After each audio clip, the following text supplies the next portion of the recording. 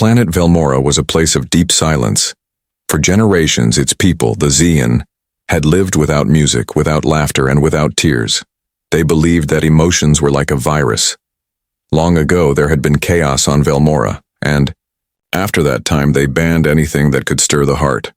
Songs were forbidden. Stories were told in symbols, not voices. Even children were taught not to cry. To the Zeon, peace meant silence. So, when the human named Riv arrived, everyone watched him with careful eyes. He was from Earth, a strange and loud place known as a Deathworld. His kind were emotional, unpredictable, and strong. The Zion invited him only because they wanted to understand humans better. They gave him a clean room in a tall tower. They allowed him to walk in the city under the watch of floating drones.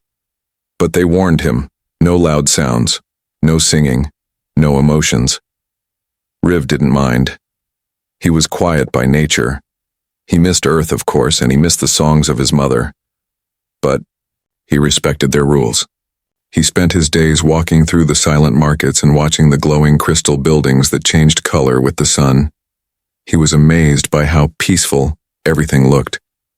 Yet, it felt heavy, like everyone was holding their breath. On the 5th night of his stay, something changed. It was cold in his room. The Zeon didn't use blankets. They believed comfort made people weak.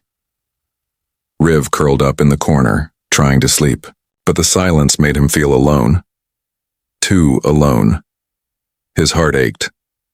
And so, very softly, he began to hum. Just a quiet sound, nothing loud. A tune from Earth. His mother's lullaby. The song was simple. Just a few notes, low and gentle, like water, flowing in the dark. He didn't sing the words, he didn't want to upset anyone, he just hummed. And without knowing it, that sound slipped through the walls like warm air on a frozen window. In the room next to him, a Zion child named Tara had trouble sleeping. She had always feared the silence. That night, she heard something soft, something beautiful. She had never heard a melody before. Her big purple eyes blinked in the dark. Her heart beat faster, but not in fear. The sound made her feel safe. Her tiny body relaxed, and within moments, she fell into the deepest sleep of her life. Her parents, lying beside her, also began to rest, their minds calm for the first time in years. The next morning, something strange happened. Tara's parents were late for the morning schedule. The neighbors knocked, but no one answered. When Sobele, the guards came, they found the entire family still asleep, peaceful and smiling, a very unusual sight on Velmora. No one smiled in their sleep. The medics ran tests but found no sickness, only deep, perfect rest. In the following hours, more reports came in. Families across the tower where Riv lived were still sleeping, long after the sun rose. Guards, workers. Even one of the drones had landed softly, its lights dim. Something invisible had touched them all. Something gentle. Something strange. The Council of Elders met in secret chambers, their faces tense and pale. "What has happened to our people?" one asked. "Are we under attack?" Another whispered. But the oldest elder, with silver lines on her face, said, "This is not an attack.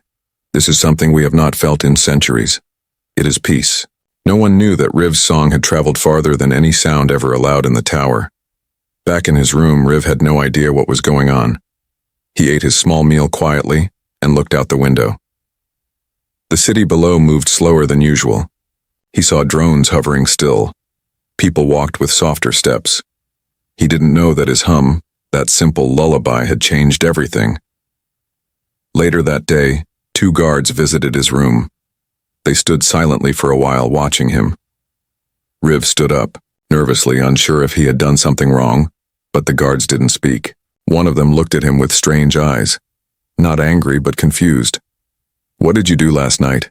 one finally asked. Riv blinked. "I just hummed a small song.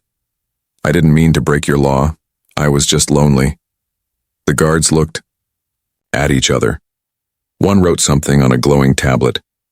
You are not in trouble yet, but something is happening. The council will want answers. Riv nodded slowly. I understand I won't sing again. But that night he did.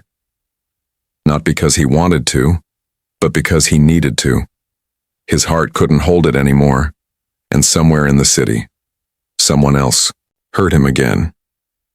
And once more the silence of Velmora began to shift. The city of Velmora looked the same the next day, but something inside it had changed. The tall towers still glowed with cold purple light. The crystal walkways still hummed softly under each step. But the people, they were not the same. Zion citizens moved slower, blinking more often, as if waking from a long dream. Some paused mid-step and looked toward the sky, confused. Others touched their faces as if feeling emotions they didn't recognize. Whispers began spreading. People spoke softly in corners. Did you feel it? My child smiled in her sleep. The drone stopped buzzing outside our window. Even those who had never believed in feelings were now unsure. Something had touched them, not with hands but with sound, and all of them traced it back to the same tower. Inside that tower, Riv sat quietly. He didn't hum that morning. He had promised not to, but his thoughts were full of questions. He remembered the way the guard had looked at him, not with anger, but something else. Wonder, maybe even fear. Riv didn't want to cause problems. He only wanted to rest. Yet his soft lullaby had touched more than just one child. It had echoed through walls, through wires, and through the very air itself. The Zion scientists soon began their search. They tested the tower's systems. They scanned for hidden waves, chemicals, or foreign particles. But the machines told them the same thing. No poison, no virus, no force, just vibration, just sound, a simple, soft human hum. What kind of power is this? Asked one scientist. Another replied, It is not power, it is peace. But not all agreed. In the Hall of Order, some leaders raised their voices, something rare among the Zion. This human is a threat, one elder said. He is changing us, weakening our silence. Others nodded. If we allow this music to continue, we will return to the chaos of the past. Still one young voice spoke. Her name was Sorrel, a junior advisor. She stood and said, But maybe we were wrong to fear emotion.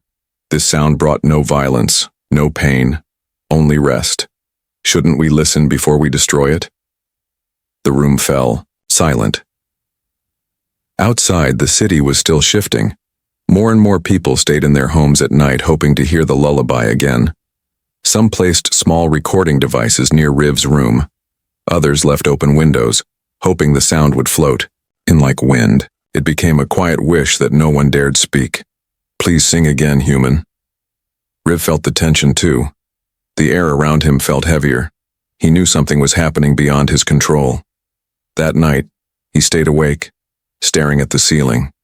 His heart felt full and empty at the same time. He missed his home. He missed Earth. And without thinking, his lips moved once more. The song returned, not loud, but clearer this time. A soft, slow lullaby. Notes flowed like water over stones. No words.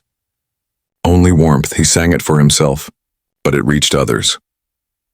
Down the hallway, a guard paused and leaned against the wall, his eyes closing.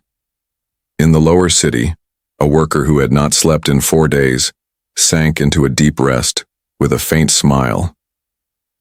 Even in the government towers, an old elder dropped her pen and began to weep gently for reasons she didn't understand. They didn't fear the song anymore. They waited for it. The next morning, the reports were stronger. Energy spikes matched sound waves. Heart rates dropped when the melody played.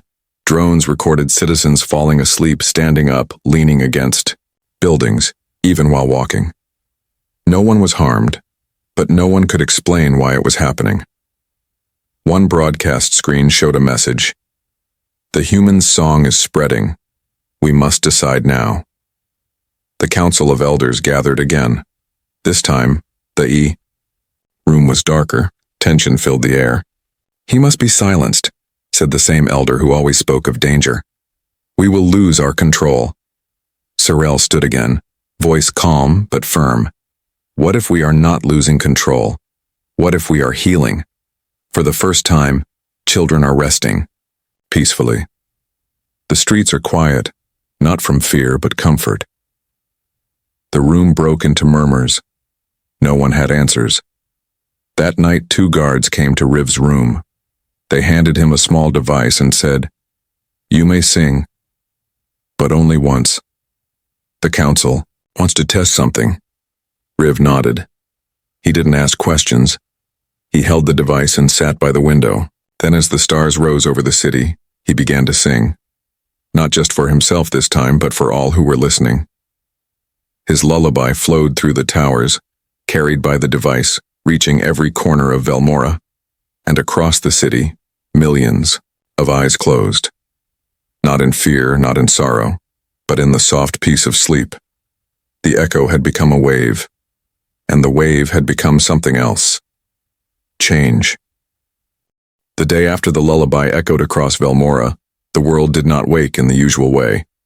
There were no buzzing drones at sunrise, no blinking lights from the towers. The crystal streets were quiet, not from law or fear, but because the people were still sleeping. For the first time in centuries, Velmora had paused, and when the citizens finally opened their eyes, they didn't feel panic.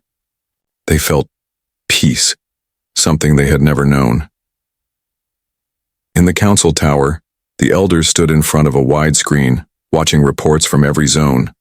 The data was clear. No one had been harmed, but no one could explain the effect. The lullaby, just a simple human melody, had caused a planet-wide stillness. Sleep had come to everyone who heard it. Some even reported dreams, something the Zion believed was a sign of mental weakness. But the people spoke of gentle dreams, memories of childhood, or flying across stars. They did not feel weaker. They felt alive. But still, not all were happy. One elder wearing a robe of deep gray slammed his hand on the table. "This must stop. We have built this world on control, discipline. If we allow one song to undo it all, then what are we?" Another elder nodded. "Our laws say no emotion, no expression. This human has broken those laws." But Sorel, the young advisor, stood again. Her voice was soft, but it carried through the room like a wave. He did not break them to harm us. He sang because he was lonely, and still his voice did more good than all our silence combined.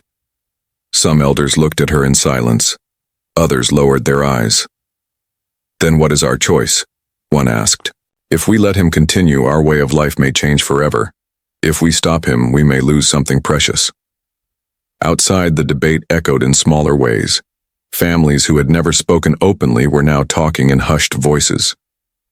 "I slept deeply for the first time," said a father. "I dreamed I was a child," said a mother. Even young Zian began to hum, trying to copy the sound they had heard. It was awkward, off-key, but it was new. It was theirs. In the center of the city, a large open square had once been used only for public orders and announcements. That day, a small group of citizens gathered there without permission. They brought no weapons, no signs, only stillness. They waited. Soon, more joined them. Within hours, the square was full. People stood shoulder to shoulder, waiting for nothing more than the sound of a human's voice. Back in his room, Riv sat quietly. He had not sung again. He had seen the guards, the tension, the fear. He didn't want to make things worse. He had only wanted to feel close to home, to remember his mother's warmth. But now his voice was causing arguments among leaders and hope among strangers. He felt caught in the middle, unsure what to do. Then Sorel came to him. She entered the room without guards. Her eyes were tired, but kind. She sat down across from Riv and looked at him for a long time before speaking. "We do not know what to do with you," she said. Riv looked down. "I understand. You broke our deepest law," she continued. "But you also opened something inside us that we had locked away." "I didn't mean to," Riv said softly. "I only missed home." Sorel nodded. That's what scares them the most. Not your song, but what it reminds us of. We forgot what peace felt like. She placed a small device on the table. The council is divided. Some want you to leave. Some want you to sing again. But they have agreed on one thing. They will let the people choose. Riv's eyes widened. Me? Perform? She shook her head. No. Not a performance, just one more lullaby in the public square, tonight. If the people accept it, the law will change. If not, you'll return to Earth. No punishment. Just silence. Riv swallowed. Hard. He had never sung in front of anyone, not even on Earth, but now an entire world waited. That evening the square was filled. The sky above Velmora turned violet as the twin moons rose. Lights dimmed. Drones hovered silently. And then from a small platform a single figure stepped forward. Riv stood in the center, his hands shaking. He saw thousands of Zion staring at him. Not with hate, but with longing. He took a deep breath. And then he sang. The lullaby was the same, soft, simple, honest. His voice trembled at first, but then it grew stronger. The notes rose like soft wind through crystal towers, flowing between faces, touching hearts. And as the final note faded into the night air, something even more powerful happened than sleep. The crowd remained still. And then, slowly, softly, one Zion began to hum back, then another, until the entire square, once ruled by silence, sang back the song of a human heart. The square was silent after the song ended, but it was not the silence of law or fear. It was the silence that comes after something sacred. Riv stood still on the platform, breathing quietly. He could not believe what had just happened. All around him, the Zion people were not moving, but their eyes were full. Not empty like before. Some looked calm, some looked confused, and a few had quiet tears in their eyes. The silence that followed the lullaby was not cold, it was warm. Then something incredible began. A soft hum started from somewhere near the back of the crowd. At first it was hard to hear, then another joined, then more. The hum grew, spreading like a soft wind through the crowd. It wasn't perfect, it was uneven, unsure, but it was real. The people of Velmora were humming the human song, not because they had to, because they wanted to. For the first time in history, emotion was not hidden, it was shared. In the control tower nearby, the Council of Elders watched in silence. They had expected shouting, protests, or stillness. They had not expected harmony. The oldest elder leaned back and closed her eyes. We were wrong, she whispered. We feared the very thing that could heal us. No vote was taken. No new law was read aloud. But the choice was made by the people. And their choice was peace. Riv returned to his room late that night. He was exhausted, not from fear, but from something deeper. He felt like he had emptied his heart into the air and now there was nothing left but quiet. But it was a good quiet. He looked out of the window at the glowing towers of Velmora. They still shimmered in cold blue and purple, but something inside them felt different. Softer. Alive. The next day he woke to find a message under his door. It was not written in code or symbols, but in open, clear words. Sing again. This time, for everyone. He was guided to the heart of the city, where the main communication tower stood. Usually this tower was only used for orders and alerts. Today, it would carry a lullaby. Zion technicians had already set up the broadcast system. They didn't speak much. But they gave Riv a small nod, the kind of nod that meant respect. As he stepped onto the platform, the wind blew softly. 1,000 towers surrounded him. 1,000 listening ears waited in silence. He closed his eyes and sang. The song was the same, but something about it was different now. It no longer came from his own sadness. It came from shared hope. His voice, soft and slow, flowed through every corner of Velmora. It reached the mountain towns, the sea-level domes, even the underground science stations. Wherever the signal touched, people stopped. They listened, and they let go. One by one, the citizens of Velmora lay down, some on soft mats, some on the cold floors, some even standing with heads tilted. Their eyes closed, their bodies relaxed. A great, silent stillness fell over the planet, not forced, not ordered, but chosen. The drones stopped flying. The lights dimmed gently and the world slept. It wasn't just a sleep of tiredness. It was the first true rest Velmora had ever known. A peaceful surrender not to weakness but to trust. Dreams bloomed in the minds of a people who had never allowed dreams before. Children smiled in their sleep. Elders breathed softly with peaceful expressions. Fear had left the city. In the hours that followed, something else began to change. Public places installed music devices, small spheres that could replay Riv's lullabies. Schools started offering sound time for children. Meditation halls turned into dream rooms where people could rest without shame. The Xian language even added a new word, Lirav, a mix of light and rest, inspired by Riv's name. Riv was asked to stay longer, not as a test subject, not as a visitor, but as a teacher. They called him the voice that woke the heart. He taught the children about music, about earth, and about feelings. Not all Xian joined, and some still feared what change might bring. But more and more people listened. They didn't just want his lullabies. They wanted to understand the heart behind them. One evening, as Riv sat outside his new home, Sorel came to visit. She sat beside him in the soft light. "We changed," she said softly. Riv smiled. "No, you just remembered who you were before the fear." She looked at him for a long time, then nodded. That night, he sang again, not because he had to, but because the stars were bright, the wind was calm, and for the first time, the entire planet was ready to dream. And in the far corners of the galaxy, when other species heard of Velmora, they didn't speak of its silence anymore.